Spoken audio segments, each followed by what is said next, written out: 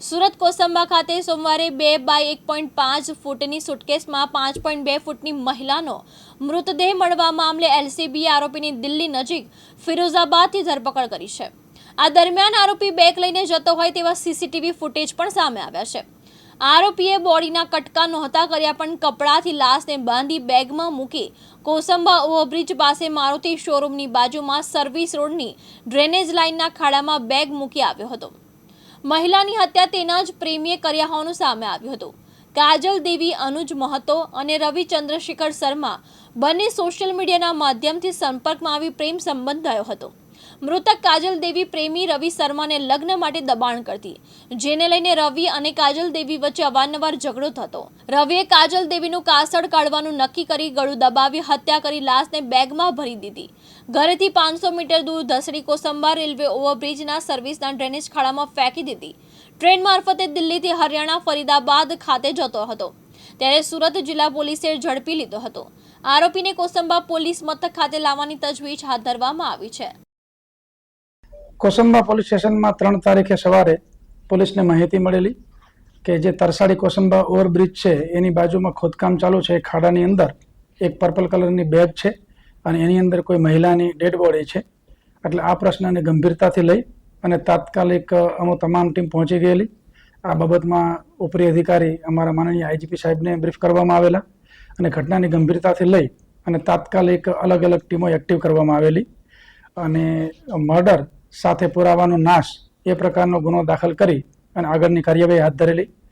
આ જે dead body હતી એ વણ ઓળખાયેલ ડેડ બોડી હતી, એટલે સૌથી પ્રથમ અમારી પ્રાથમિકતા એ હતી કે જે મહિલા છે એ મહિલાની ઓળખ થાય, જેથી તાત્કાલિક ટેકનિકલ ટીમ અને જે બાતમીદારો માટેના સંપર્ક કરવામાં આવેલા અને એ દરમિયાન એવી માહિતી મળેલી, થોડુંક માહિતી ટેકનિકલ ઇનપુટ્સથી મળેલી, અમુક માહિતી જે છે એ હ્યુમન સોર્સિસથી મળેલી કે રવિકુમાર શર્મા નામનો એક વ્યક્તિ છે એ ત્યાં નજીકમાં જે એક કોલોની છે એની અંદર રેન્ટેડ ભાડા ઉપર રહે છે અને એ વ્યક્તિ શંકાસ્પદ છે।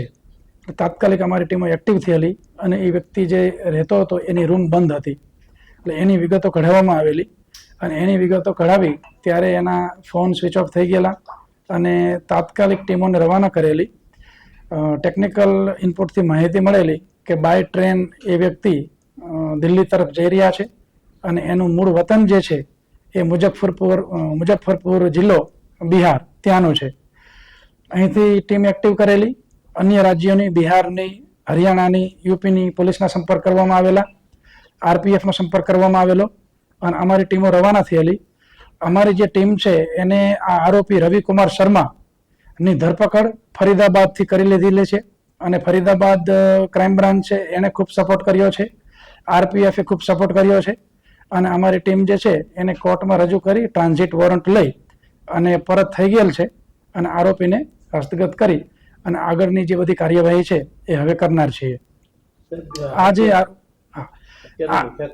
આ જે આરોપી છે એ આ મહિલા જે કાજલ દેવી જે પણ મુઝફ્ફરપુર જિલ્લો બિહારના છે અને એ લોકો આશરે 8-9 મહિના પહેલા જ્યારે આ આરોપી રવિકુમાર શર્મા દિલ્હી ખાતે હોટલમાં કામ કરતા હતા ત્યારે સોશિયલ મીડિયાથી એકબીજાના સંપર્કમાં આવેલા। ત્યારબાદ એમને મિત્રતા થયેલી, મિત્રતા પ્રેમ સંબંધમાં પરિણમેલી અને ત્યાં એ લોકો રહેતા હતા। ત્યારબાદ જે આરોપી છે અને મહિલા જે કાજલ દેવી છે એની સાથે મેરેજ કરવા માંગતી હતી અને આરોપી ત્યાંથી ભાગી અને આવી ગયેલા। શરૂઆતમાં એને આ જે મહિલા છે એનો ફોન બ્લોકલિસ્ટમાં મૂકી દીધેલો અને ત્યારબાદ મહિલાની સાથે ફરીવાર એના કોન્ટેક્ટ થયા અને મહિલા એ સમયગાળા દરમિયાન અહીંયા જે કોસંબા જે રૂમમાં રહેતા હતા ત્યાં 2-3 વખત મહિલા આવેલી છે પોતાના બાળક સાથે અને છેલ્લે જ્યારે આવી ત્યારે મહિલાને આ રવિ ઉપર એવો પણ શક હતો કે અન્ય સ્ત્રીઓ સાથે પણ એના સંબંધ છે અને એ બાબતમાં એ લોકો વચ્ચે ઝઘડા થતા હતા અને આ ઝઘડાના પરિણામે રવિકુમાર શર્માએ એનું ગળું દબાવી દીધેલું અને ગળું દબાવી દેતા આ મહિલા જે છે કાજલ દેવી એનું મૃત્યુ થયેલું। મૃત્યુ થયા બાદ એનું જે બાળક છે એ એના એક મિત્રને ત્યાં એ મૂકી આવેલા, બાળકને નાસ્તો કરાવી અને પછી ત્યાંથી એક ટ્રોલી બેગ ખરીદી અને આ જે ઘટના છે એને અંજામ આપેલો, જેની અંદર બોડી પેક કરી અને જે તે જગ્યાએ છુપાવવાના ઈરાદે એ મૂકી આવેલા। પરંતુ ગણતરીના કલાકોની અંદર જ અમારી ટીમે આ ઘટનાને ખૂબ ગંભીરતાથી લઈ ડીવાયએસપી સરવૈયાજીની કામરેજ ડીવાયએસપી જે અમારા સરવૈયાજી છે એમના સુપરવિઝનમાં અમારી આ તમામ ટીમો કામ કરતી હતી અને ફરીદાબાદ ખાતેથી આરોપીને પકડી અને અમારી ટીમ અત્યારે પરત આવી રહી છે. એટલે મારી ટીમને પણ આ બાબતમાં ખૂબ અભિનંદન છે. સર, જે મૃતક મહિલા છે તે પ્રણીત હતી, અપરિણીત હતી, કઈ રીતનું હતું? પરિણીત મહિલા હતી, એનું 2 વર્ષનું બાળક છે અને એના પતિ છે, એના પતિથી અમુક સમયથી અલગ રહે છે અને રવિકુમાર શર્મા છે એની સાથે એ મહિલાના પ્રેમ સંબંધ હતા. આ જે રવિ શર્મા છે તે શું ધંધો કરતો હતો? જ્યારે દિલ્હી કાજલ દેવી સાથે એમના સંપર્ક થયેલા ત્યારે એ હોટલમાં કામ કરતો હતો અને અહીંયા જે છે એક પ્રાઇવેટ ફેક્ટરીમાં કામ કરે છે. જે જગ્યાએ રહે છે ત્યાંથી લગભગ 1.5 કિલોમીટર વિસ્તારમાં જ આ ફેક્ટરી આવેલી છે અને અન્ય પણ અમને ઘણા બધા અલગ અલગ પુરાવા મળેલા છે અને ખૂબ સાયન્ટિફિક પદ્ધતિથી FSLની મદદ લઈ અને આ તપાસ કરવામાં આવશે અને આરોપીને કડકમાં કડક નામદાર કોર્ટ દ્વારા સજા થાય એ પ્રકારના પૂરતા પ્રયત્નો કરવામાં આવશે. અમારા ડીવાયએસપી દ્વારા આનું વિઝિટેશન થઈ અને સુપરવિઝન થઈ રહ્યું છે. એક પણ મુદ્દો તપાસનો બાકી ન રહી જાય એ પ્રકારની ખાસ તકેદારી રાખવામાં આવશે.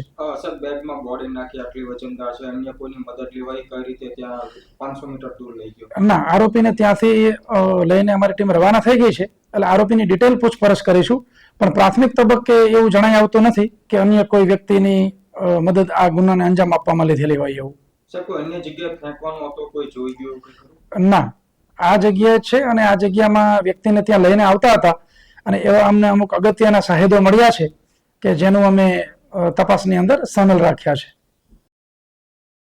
સત્તાર શેખ, દિવ્યાંગ ન્યૂઝ, સુરત.